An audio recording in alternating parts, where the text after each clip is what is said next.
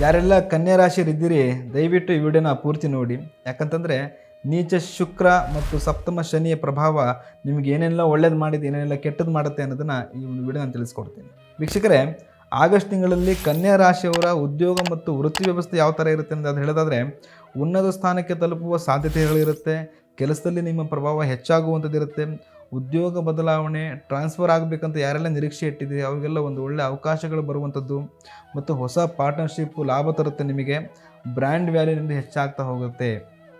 ಹೂಡಿಕೆ ಮಾಡಲಿಕ್ಕೆ ಇದೊಂದು ಉತ್ತಮ ಸಮಯ ಆಗಿರುವಂಥದ್ದು.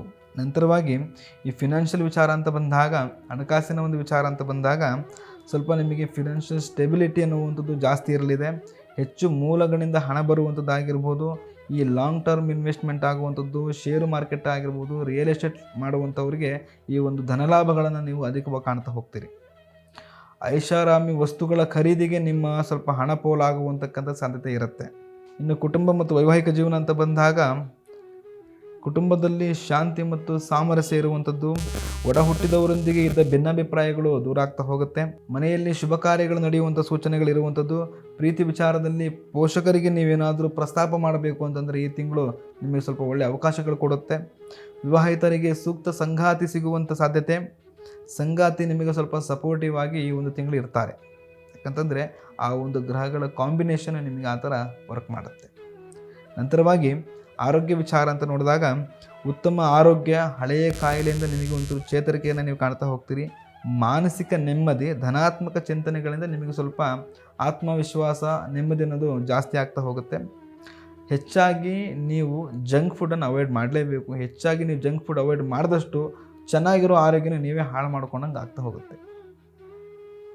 ಇನ್ನು ಶಿಕ್ಷಣ ಅಂತ ಬಂದಾಗ ಮೆಡಿಕಲ್ ಸ್ಟೂಡೆಂಟ್ಸ್ಗಳಾಗಿರ್ಬೋದು, ಈ ಕಾಂಪಿಟೇಟಿವ್ ಎಕ್ಸಾಮ್ ಬರೀತಿರ್ತಕ್ಕಂಥ ಸ್ಟೂಡೆಂಟ್ಗಳಾಗಿರ್ಬೋದು, ಸೈನ್ಸ್ ಓದ್ತಿರ್ತಕ್ಕಂಥ ಸ್ಟೂಡೆಂಟ್ಸ್ಗಳಾಗಿರ್ಬೋದು, ಅವರಿಗೆಲ್ಲ ಒಂದು ಉತ್ತಮ ಅವಕಾಶ ಈ ಒಂದು ತಿಂಗಳು ಸಿಗುವಂಥದ್ದು. ಮಾನಸಿಕ ಸ್ಥೈರ್ಯ ಹೆಚ್ಚಾಗಲಿದೆ ಮತ್ತು ಜ್ಞಾಪಕ ಶಕ್ತಿ ನಿಮಗೆ ದ್ವಿಗುಣವಾಗ್ತಕ್ಕಂಥ ತಿಂಗಳಿದಾಗಿರುತ್ತೆ. ಇನ್ನು ಪರಿಹಾರ ಅಂತ ಬಂದಾಗ ಗಣೇಶ ದೇವರನ್ನು ಆರಾಧನೆ ಮಾಡ್ತಾ ಬನ್ನಿ. ಹಸುವಿಗೆ ಆಹಾರವನ್ನು ದಾನ ಮಾಡೋದು.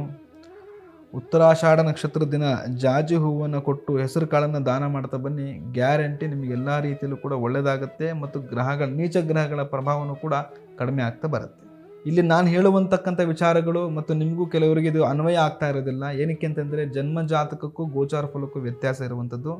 ನಿಮಗೆ ಪರಿಪೂರ್ಣ ಮಾಹಿತಿ ತಿಳ್ಕೋಬೇಕು ಅಥವಾ ನಿಖರವಾದಂತಹ ಮಾಹಿತಿ ತಿಳ್ಕೋಬೇಕು ಅನ್ನೋದಾದರೆ ದಯವಿಟ್ಟು ನಿಮ್ಮ ಜನ್ಮ ಜಾತಕ ಅಥವಾ ನಿಮ್ಮ ಜನ್ಮ ಸಮಯ, ಜನ್ಮ ದಿನಾಂಕ, ಜನ್ಮಸ್ಥಳವನ್ನು ಸ್ಕ್ರೀನ್ ಮೇಲೆ ಕಾಣ್ತಿರ್ತಕ್ಕಂಥ ನಂಬರ್ಗೆ ವಾಟ್ಸಪ್ ಮೂಲಕ ಕಳಿಸ್ಕೊಟ್ಟು ಪೂರ್ಣ ಮಾಹಿತಿಯನ್ನು ಪಡೆದುಕೊಳ್ಳಿ.